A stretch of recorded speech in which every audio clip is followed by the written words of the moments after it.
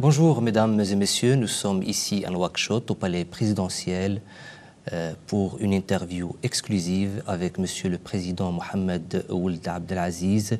Monsieur le Président, merci de nous recevoir ici à Nouakchott. Merci. Ma première question est comment vous avez réussi à dénouer la crise gambienne? On a tous suivi votre médiation fructueuse qui a permis de convaincre le président, l'ancien président Yahya Jammeh de quitter le pouvoir. D'abord,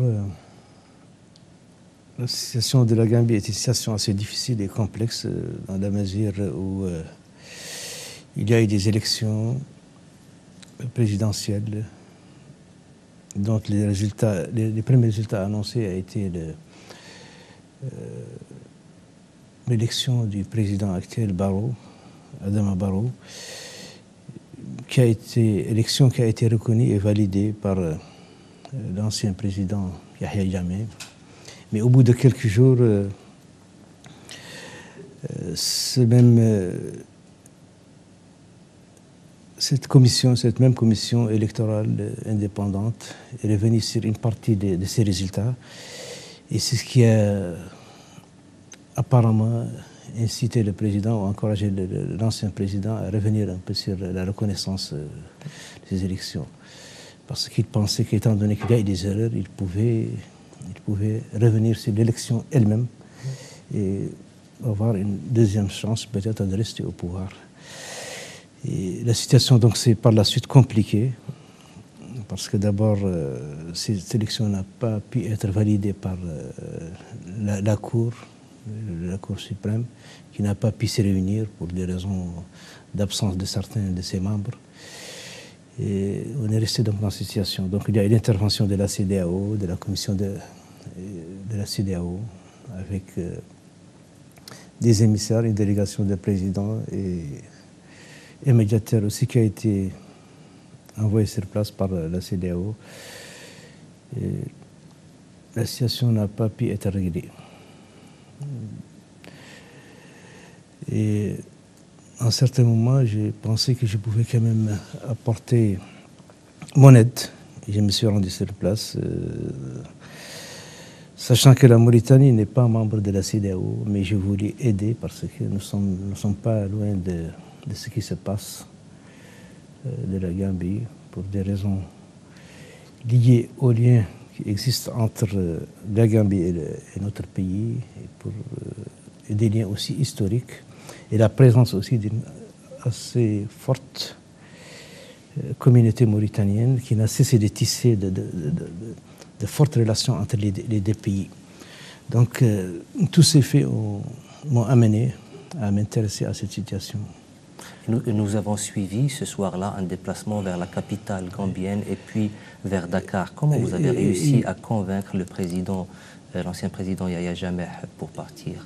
Donc, j'ai décidé finalement de me rendre sur place et je suis arrivé en début d'après-midi et je suis resté avec le président, l'ancien président gambien Yahya Jammeh pendant 5 à 6 heures de temps. On en a discuté. Au bout de ces 6 heures, je l'ai convaincu de renoncer au pouvoir pour l'intérêt de son pays et pour tout ce qu'il a fait pour son pays. Donc il se devait, je lui ai dit, de quitter le pouvoir pour sauver son pays, pour sauver tout ce qu'il a pu faire pour le pays pendant ces 22 ou 23 ans de pouvoir, et qu'il fallait vraiment qu'il renonce à ce pouvoir, même s'il estimait être victime, comme il le disait, d'une injustice. Donc je l'ai encouragé et finalement il a accepté. Et l'ancien président Yahya Jammeh n'a pas posé de conditions pour son départ? Il a bien posé des conditions, il a voulu être en sécurité, et d'ailleurs c'est ce qui l'a inquiété au départ, parce qu'il ne se sentait plus en sécurité. Il y a eu des menaces contre sa personne, contre ses biens, contre sa famille, et c'est tout. Il a été accepté par les Gambiens pendant 22 ans, il n'y a pas de raison à ce qu'on se réveille en un seul jour pour remettre en cause tout cela. Et c'est fait à juste titre. C'est pour sa sécurité, il avait parfaitement raison. Monsieur le Président, vous avez participé récemment au sommet du Sahel, dans lequel vous avez insisté sur le combat contre le terrorisme. Comment vous arrivez, vous, à contrôler votre territoire pour stopper les éventuelles menaces contre le territoire mauritanien? Mais on ne peut pas avoir une sécurité assurée à 100%. C'est quelque chose vraiment à exclure. Mais en tout cas, nous faisons les efforts nécessaires. Nous y mettons les moyens. Et c'est cela peut-être la différence. C'est que nous n'avons pas compté sur les autres pour sécuriser notre territoire, pour stabiliser la situation dans notre pays. Nous avons mis en priorité la sécurité de notre territoire. Nous avons mis les moyens, tous les moyens dont on disposait en place. Nous avons réorganisé nos forces armées. Nous les avons adaptées à cette nouvelle menace. Et nous avons agi en ayant une vision et des objectifs. Monsieur le Président, ce fléau, il dépasse les frontières. Comment vous arrivez à coordonner avec les pays voisins pour stopper cette menace dans la région? Les relations entre les pays du voisinage sont bonnes. Nous coopérons dans ce domaine de l'échange d'informations, de l'échange de renseignements, de suivi un peu des terroristes dans toute la sous-région. Mais ces relations se limitent à des échanges d'informations et de renseignements. Il n'y a pas d'action assez forte programmée pour mettre fin un peu, pour arriver à bout de ce terrorisme. Parce que nous pensons, à notre niveau ici en Mauritanie, peut-être que nous ne détenons pas toutes les vérités, que l'approche actuelle est mise en place ne résoudra pas le problème. Il y a assez de moyens qui sont mis en place, mais le concept et la présence des forces avec le mandat qui leur est dévolu, nous pensons qu'ils ne vont pas régler le problème. Et nous pensons qu'avec ces mêmes moyens, avec un mandat remanié des forces des Nations Unies qui sont en présence, on pourrait facilement venir à bout de la présence du terrorisme dans la région. Parce que si on essaie de voir plus clairement la situation d'insécurité dans le Sahel, il se présente devant nous en priorité. Le point le plus chaud, c'est la partie nord du Mali, où il sévit des groupes de terroristes et où il y a aussi des groupes de trafiquants de drogue. Et nous pensons que ce qui fait un peu la force de ces terroristes et de ces trafiquants de drogue, c'est un peu cet amalgame. Le problème doit être traité de manière séparée. Il y a des problèmes politiques qui se posent au nord du Mali, qui est animé par des groupes politiques, des groupes armés et politiques du nord du Mali, qui ont des revendications qui sont parfois fondées et qui parfois sont exagérées, voire même farfelues. Et vous pensez...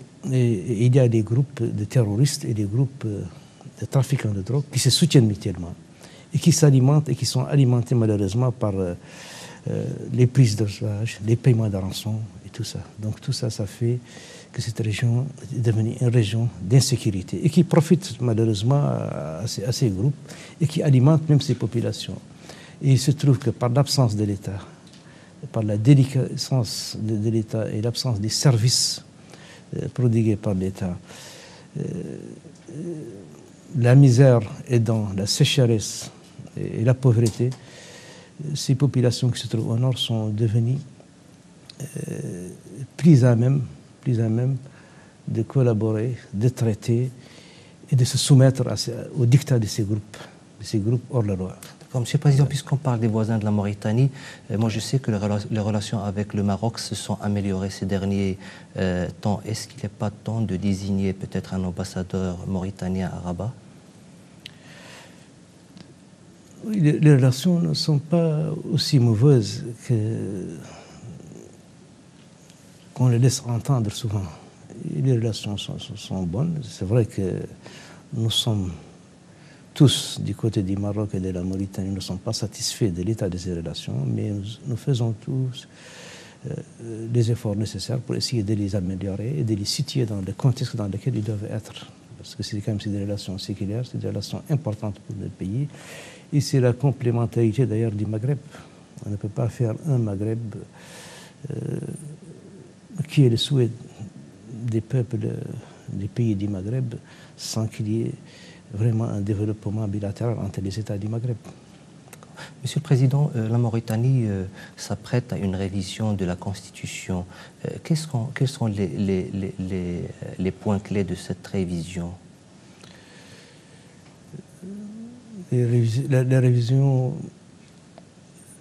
constitutionnelle vers laquelle nous nous acheminons, elle est édictée par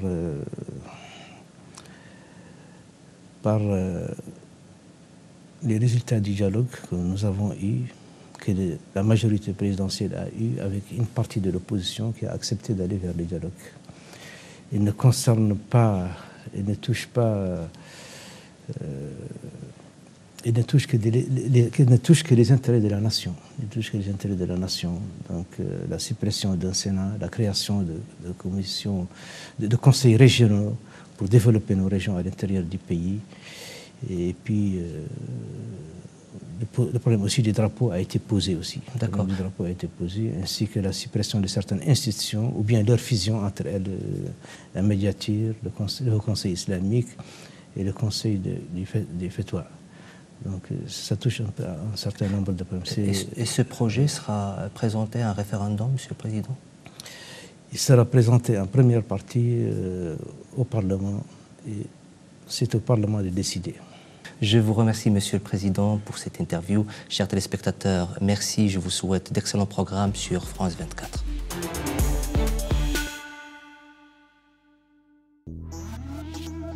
Billet retour, présenté par Vincent Roux. Au Zimbabwe,